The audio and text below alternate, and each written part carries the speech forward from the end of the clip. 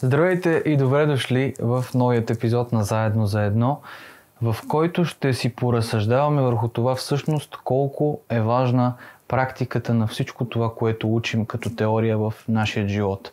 И понеже имаше много въпроси за това как специално теория от когиталността е приложима на практика в нашето ежедневие, ми се иска да допълним и да намерим тези допълнения в тези въпроси. По същата логика, по която можем да се сетим, и наистина е много трудно да се научим, например, да караме колело от книга или да подкараме някоя нова кола, само като прочетем за нея, е нужно наистина да го изпитаме на практика и да пробваме. Това ме навежда на една мисъл на Имануил Кант, който казва: теорията без преживяване е мъртва. Преживяването без теория е сляпо. Защо, Иво? Добре дошъл и на здраве! И добър вечер! Здравей! Добре заварил и добре дошъл! Значи, първо, имам желание да разкажа как изглеждат нещата от моята гледна точка, в такъв аспект, че самата практика, самото приложение на теория от когиталността е изключително лесна задача, но изключително тънка като долавяне. Лесна задача от гледна точка на самата практика, защото това, което ние правим, ще го правим по абсолютно същия начин и в другата посока, за да бъдем щастливи. От друга страна, тънка задача, защото е необходимо да бъдем изключително честни със себе си. И тук се получава едно разминаване. Всички смятаме, че сме честни със себе си. Това по презумпция, нали, е ясно. Всеки казва: аз съм честен. В същото време обаче, дали чуваме честността на околната среда, която говори за нас? Или там срещаме оправдания, обвинения, завист и оправдаваме собственото си поведение с... Аз искам да отворя една скоба. Доколко ние можем да оправдаваме собственото си поведение с околната среда, с хората, които ни подават най-различни импулси като качества, страх, злоба, гневност? Къде решаваме: това ми харесва, това не? Как да се ориентираме в... Виждаш ли? Това е отговора.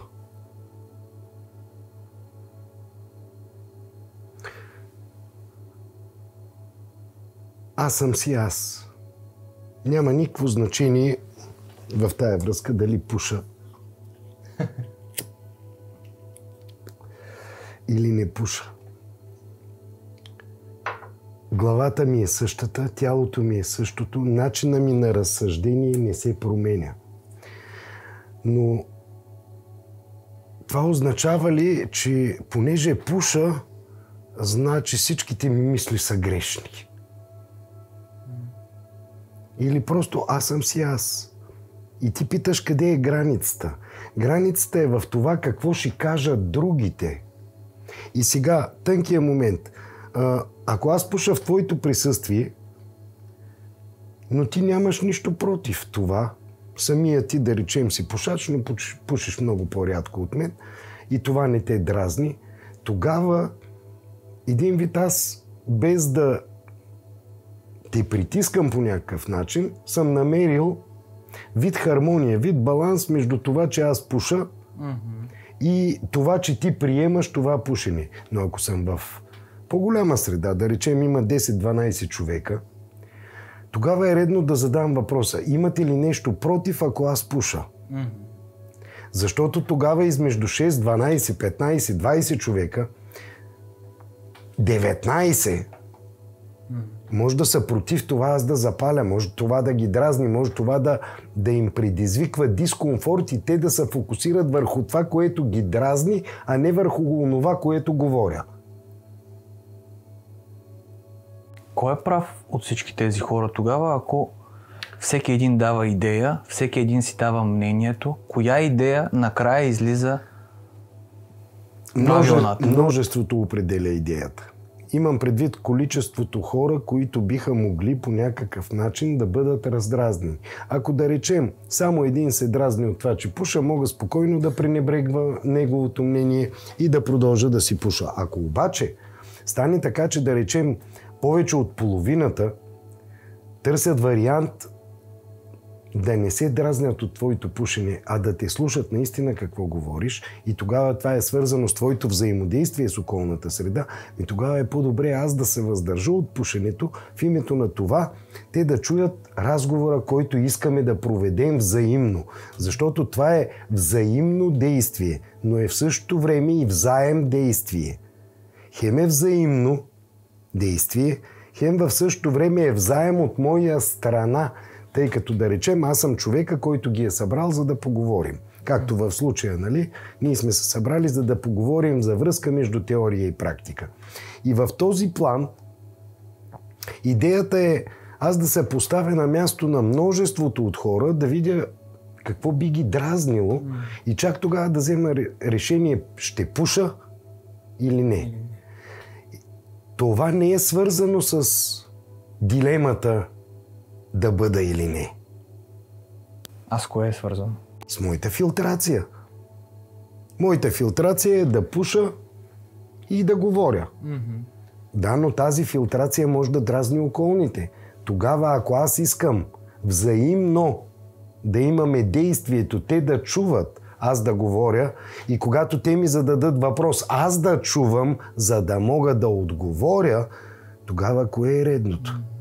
Да променим себе си. Да променя това, което аз мога да направя. Те имат право да имат право, но аз мога да променя собствената си филтрация, поведение или начин, по който се отнасям към тях, за да можем да стигнем до тая взаимност или до тая хармония и взаимодействие. В този план нещата такива, каквито стоят между теория и практика, вече зависят от нашето отношение към околната среда. Тук е много важен този момент, защото ние обикновено се интересуваме как ние се чувстваме, а не какво е взаимодействието ни с околната среда. Какво другите смятат за нас. В кои моменти ние обръщаме внимание на това, което другите казват за нас? Защото е ясно, че в повечето моменти ние си разчитаме на база на нашия опит, на това, което ние имаме като преценка. Кога, какво е нужно да стане, че ние да чуем това, което ни се подава като сигнал от любимите хора, от тези, които са в нашето обкръжение под тази форма и ни подсказват на къде вървим, за да кажем, за да изоставим за миг нашето индивидуално аз и да послушаме тях. Знаеш ли, всъщност отговор на този въпрос е много прост. Когато сме в катарзис, в проблем и наистина този проблем е глобален за нас самите, т.е. засяга ни лично, тогава чуваме абсолютно всички идеи как можем да оправим проблема. Когато обаче авансово е необходимо да оправим дадено наше поведение, характер, филтър, за да имаме по-добро взаимодействие с останалите, тогава смятаме, че ние винаги сме прави. Да, и няма какво да оправяме. И няма какво да оправяме. И сега, ако се замисляш, докато се смятаме за прави, ние не допускаме никой друг да е прав. Докато ние се смятаме за прави, останалите грешат. Много важен момент в разбирането на полярностите. И искам това да стане наистина много ясно, защото е важен момент в разбирането на самите полярности. Обикновено смятаме, че ако не правя нищо лошо, автоматически аз съм добър човек, което изобщо не е вярно. Чакай. Не правя нищо лошо, аз съм добър човек. Това смятаме хората. Да, нормално е това разбиране. Щом не правя нищо лошо, значи какъв съм? Добър човек. А какво се крие зад това? Не правя нищо лошо означава бездействие. Дори не правя нищо. При това бездействие може ли без да искам, без да съзнавам да вредя? Съвсем възможно е. Добре. Тогава не е ли по-добре, или казано иначе, разбираемо ли е да правя неща, които вредят? Да. Дори с бездействието си. Върша неща, които вредят. Вредят. В този план не правя нищо. Съществува ли като форма? В този план не правя нищо означава, че аз винаги не правя и правя, аз винаги правя. Казано много просто. В единия случай вредя чрез своето правене, в другия случай правя дадената идея в името на благото на Тоест в единия случай помагам, в другия случай вредя. Това е. И идеята е да се разгледат тези неща точно като полярности. А ние имаме една условност, която условно сме приели за позитивност. Отварям една скоба. Да. Това, което ми идва в момента. Всичко това, което в момента съществува в света като позитивна психология, позитивно мислене, нали? Няма да задълбаваме в него в момента, просто отварям една скоба. Докъде ние е редно да...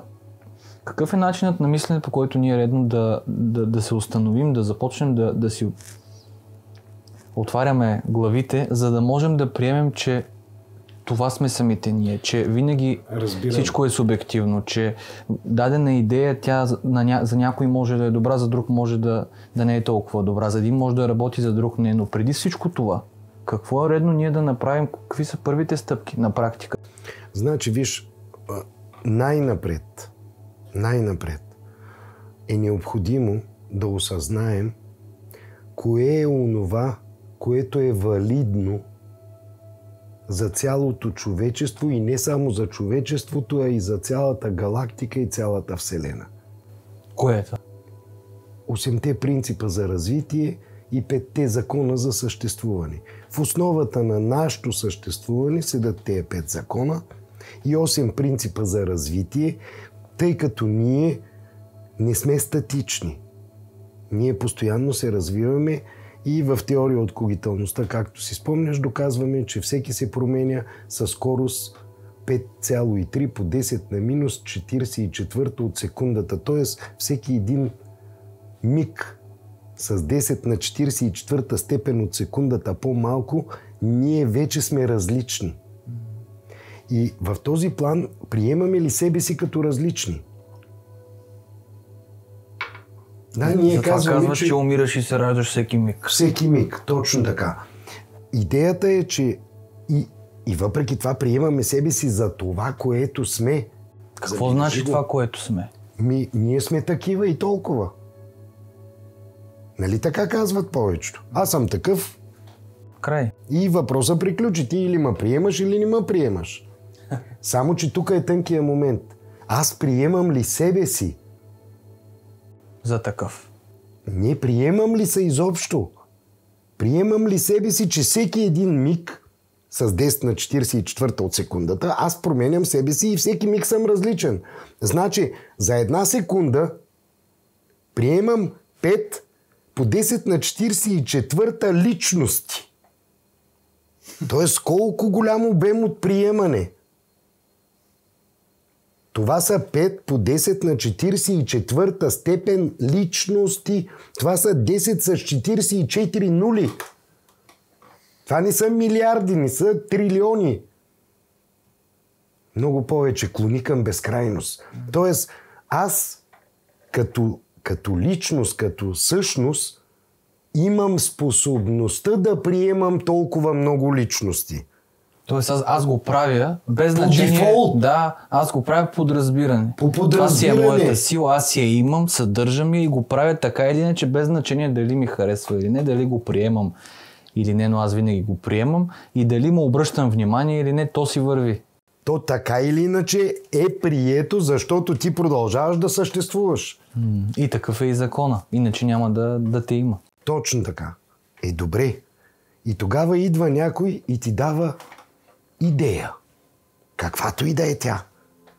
И каква е твоята първа реакция? много супер идея, но вътрешно си казваш... Много вътрешно. Аз си казвам, аз може би ще си измисля по-добра. Или неговата, веднага опитвам се да намеря негатива в неговата идея, за да докажа, че аз ще измисля по-добра, вместо да се слушам в самата идея. Това правим ние. Добре. Защо разделихме идеята на негова и моя? Защото ние самите имаме желание да се изтъкнем. Ако има трети човек, да кажем, не той ми даде тази идея, да кажем, виж, много четох, много учих, на база на това, което съм пораснах, да, вече съм много просветлен. Измислих това от мене, да знаеш. От мене. А няма да кажем, Иван съвсем случайно мина и забелязах неговото сако, с което той ми напомни, че аз самият имам нужда да си сменя сакото, което съм носил 20 години, за да си купя ново, примерно. Или да го използвам за нещо. Това са те неща. Тоест, какво правим? Да се върнем на въпроса с приемането. Какво правим, ако не приемаме дадена идея или завуалирано усукваме, че какво правим на практика?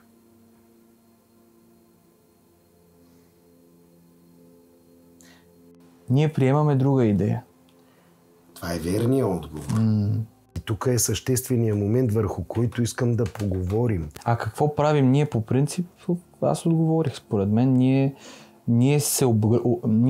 преди да продължиш с обяснението, ние се обръщаме към това да разпознаем какво е това да не приемам и си го определяме и си казваме в себе си, това няма да го приема. И се опитваме да се натъкнем, да се напъхаме целите в това няма да го приема, но ние всъщност никога не можем можем да отхвърлим към дадения човек, да кажем това не го приемам, но за да го кажем ние вече трябва да имаме алтернатива. Веднага в нашето съзнание трябва да има заместител. Ние сме приели вече друго нещо, за да му кажем не. На практика, казано на нормален език, отричаме. Обаче от реченото, от казаното, демек. Отречено е отказано. От това, което е дадено. И сега забележи, отречено и отказано са две еднакви неща. От казаното и от реченото. Тоест, от някаква реплика, която е изказана, ние какво сме взели?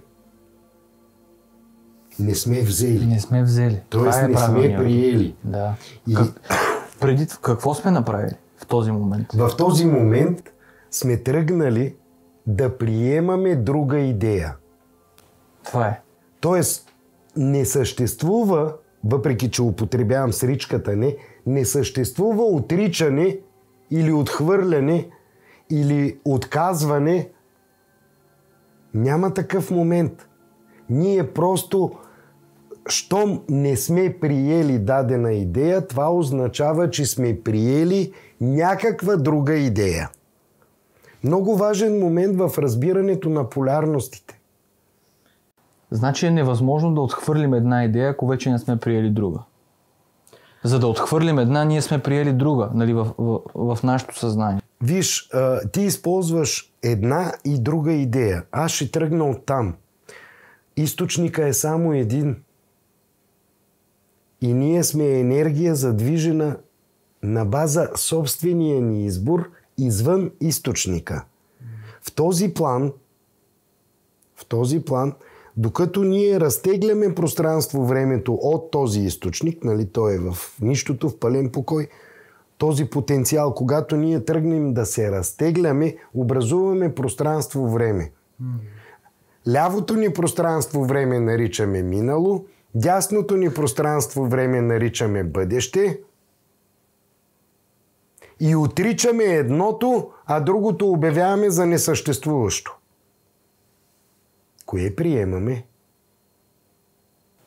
Е първият въпрос. Тоест, и в двата случая ние отказваме да приемем, че това ние сме го направили. Защо отказваме? Какво ни кара? Защо не го правим това по подразбиране с всичко друго, което така или иначе правим по подразбиране? Защо не приемаме по подразбиране? Защото сме забравили, че сме самия източник. При него времето винаги е тук и сега. Ние всеки миг умираме и се раждаме 5,3 по 10 на 44 пъти в секунда, но през цялото това време преминаваме през самия източник. Тоест ние 5,10 на 44 пъти сме източника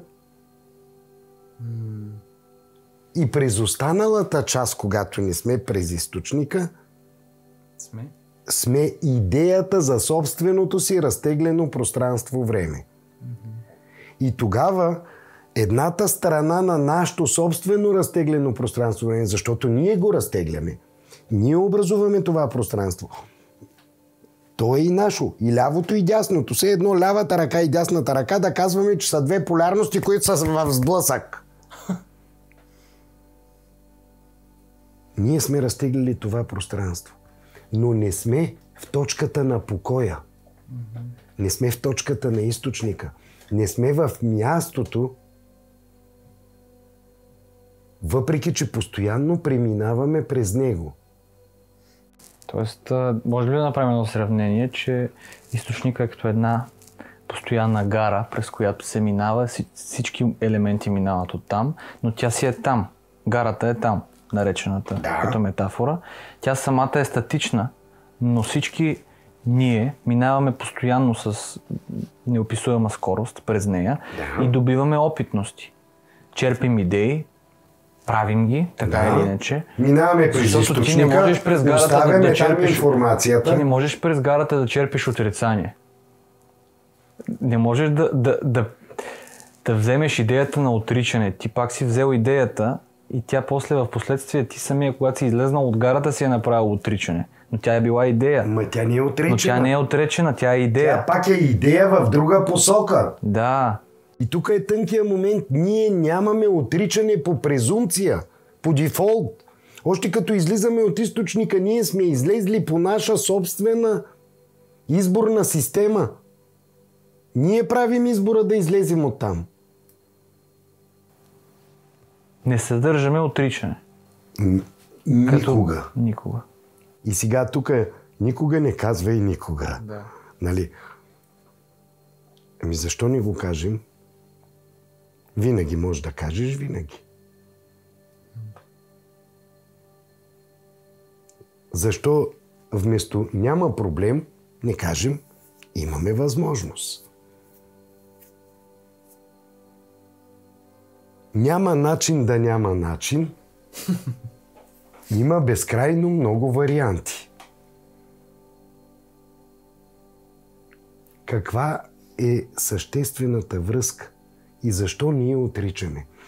Когато отричаме, ние всъщност се стремим да прехвърлим отговорността за сътворяването на нашата паралелна реалност на гърба на всички останали.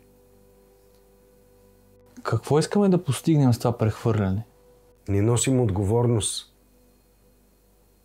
Ма ние самите знаем, че за да мислим осъзнато, за да творим света около себе си, да изграждаме, да усещаме самия живот, е нужно да поемем отговорност. Това ни е по дефолт. Чудесно. Не е ли? Да. И тогава, що бягаме от себе си? Изграждаме филтри, за да се адаптираме към света.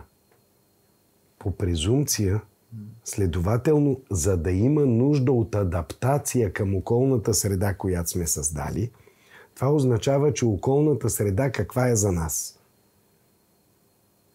Позната или непозната? Непозната. Защото, щом имаме нужда от адаптация, това означава, че все нещо няма да е напасвано към самите нас. Разбира се.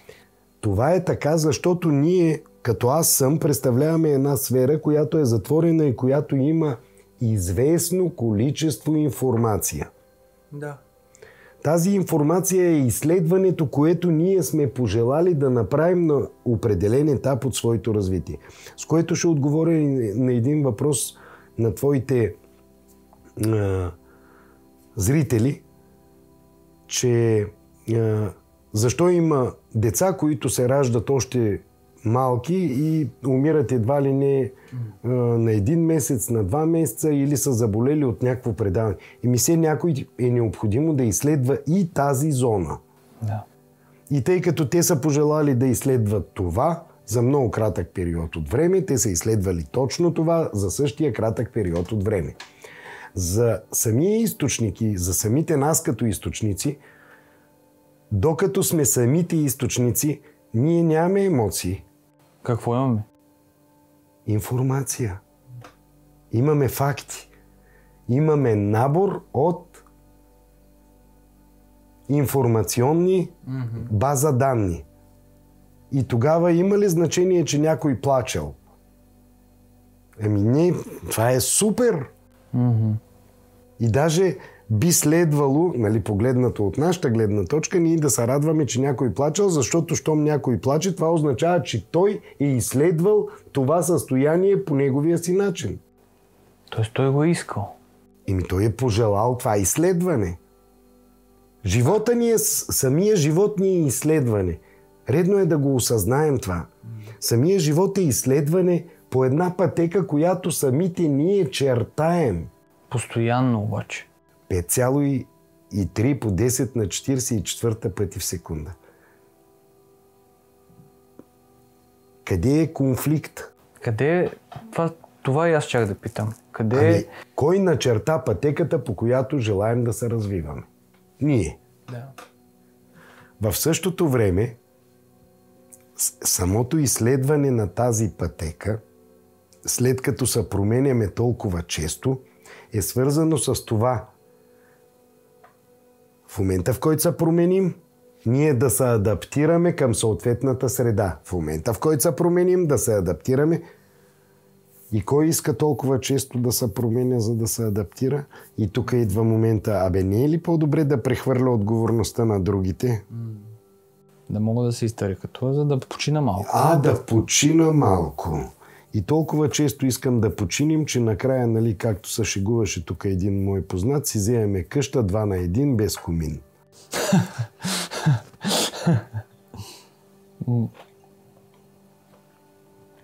Какво е решението на тая задача? Решението на тая задача да осъзнаем, че ние идваме тук, за да изследваме.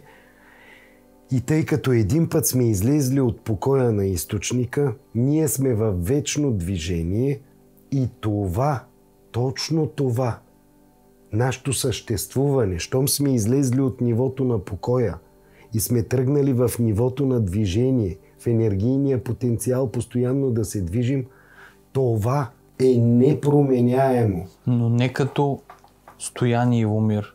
Това е важно да се разбере. Не. Ето, това е много важно да се разбере. Ние съществуваме винаги, но не и конкретната ни форма, която ни харесва за определен период от време. Съгласен ли си? Да, и конкретната форма няма нищо общо. Конкретната форма няма нищо общо. Днеска съм Ивомир, утре съм дърво. Други ден съм жаба, по-други ден е яйце и така нататък. Кокошка, петел, няма никакво значение. Аз съм всичко, което е. Аз изследвам всички тези форми, за да видя всяка една от тези форми какво е да преживееш дадената форма и даденото ограничение. И в този план ние изследваме най-различни форми. И за това казваме, че всяка форма е жива.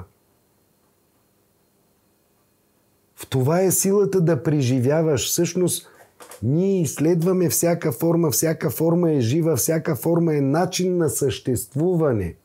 И самото съществуване, много важен момент, самото съществуване винаги е вследствие на движението в двете посоки извън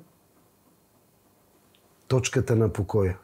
Значи ли това, че ако сме тръгнали надясно, това е вярната посока, а ако сме тръгнали наляво, това е грешната посока?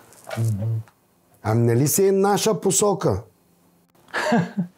Въпросът е ние да осъзнаваме все повече и повече, че сме и двете и само това, което на пръв поглед изолира едната част е нашият моментен фокус, но не е ли по-добре, имаме ли способността по-скоро да се фокусираме и върху двете? Да, когато изграждаме филтрите си, какво правим? Идеята е, стигаме, нали, до този съществен момент. Значи, ние създаваме филтри, за да се адаптираме към околната среда. Под адаптираме, обикновено разбираме да се защитим от нея. Mm-hmm. А всъщност това ли е адаптацията? Да. Адаптацията е да се приспособим към нея, а не да се защитим. Да се напаснем с нея. Да се напаснем, да се хармонизираме и синхронизираме с тази околна среда. Защото ние самите си творим средата. Mm-hmm. И в този момент обаче, който изграждаме съответния филтър, как го изграждаме? С претенции? Не. С нежелание да си взаимодействаме с средата. Не. Ами? Представи си едно малко дете. Mm-hmm. Малкото дете има ли някакви претенции? Никакви.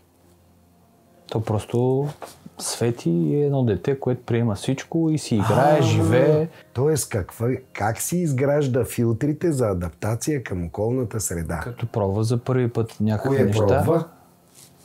Живота, сладолет, как да кара колело. Още по-малко дете.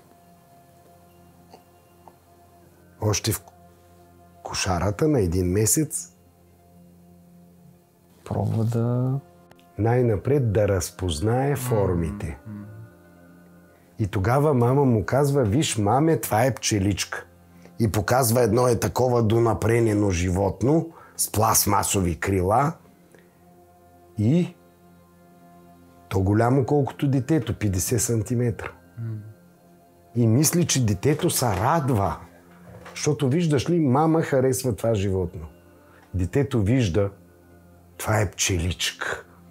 Вижда някакво същество. Ама дали вижда?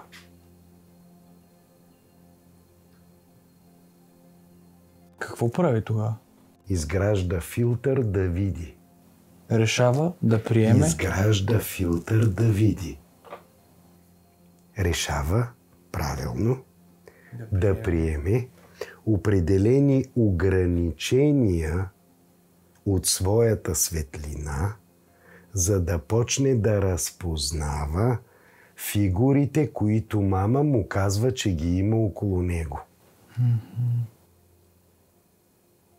Започва да възприема околната светлина с ограничения, решетки,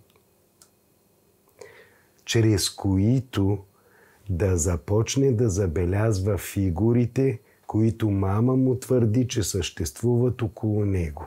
Това е в първия момент.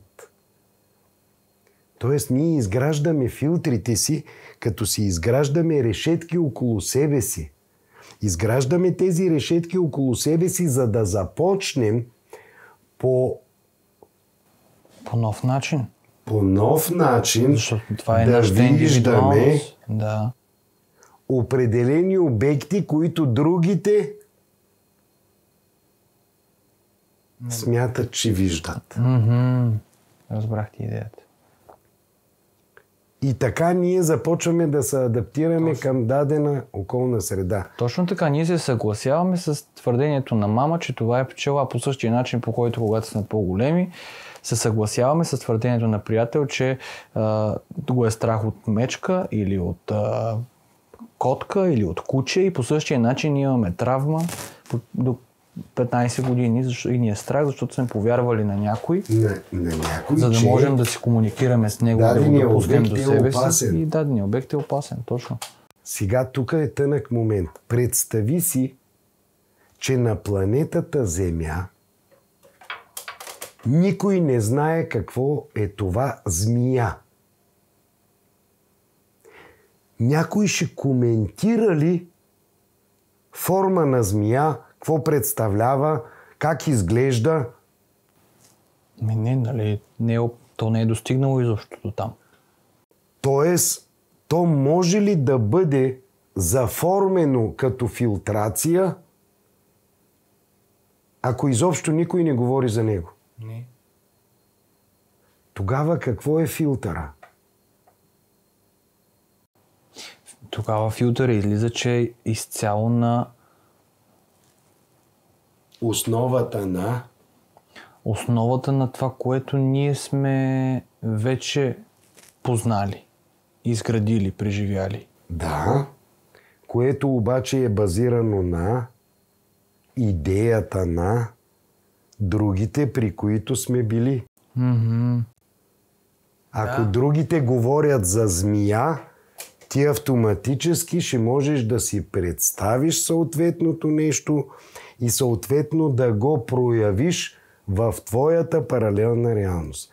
Ако никой не те е запознал с това какво е змията, или ти каже, че змията е прекрасен домашен любимец, ти как ще приемаш змиите? От първия път е така, ще ги приемаш като приятели. Има такива много примери по света. Хора абсолютно вярно. имат по цели помещения с... Точка 2. Ако всички около тебе летят или левитират, За теб това е нормално. Обикновено. и тогава какво ще се научат всички жители на планетата Земя? Да. Да левитират още от бебета. От бебета. Тоест, как изграждаме един филтър? Тук е много важен този момент да се разбере от твоите зрители. Филтъра се изгражда, когато някой от околната среда ни даде идея за негово преживяване. Ние приемем тази идея, Обаче това е на негова преценка за преживяването. негова преценка, Което е уловка, но идея. но е идея. Тази идея ние я приемаме и започваме да я изследваме и както казва Имануил Кант, теорията, идеята е теория. Без преживяване е мъртва. Тоест, ако никой не ти е казал, че има змии, ти си говори, примерно някой написал: аз знам, че някъде в света съществуват змии, обаче освен тебе никой друг не говори за това. По никакъв начин не може да те Но нямаш и преживяване. Няма. Ма ти виждал ли си змии? Бе не съм виждал змии, ама ти казвам, че все някъде съществуват. Ама какво представляват? Идея си нямам, обаче съществуват. Как ти звучи това?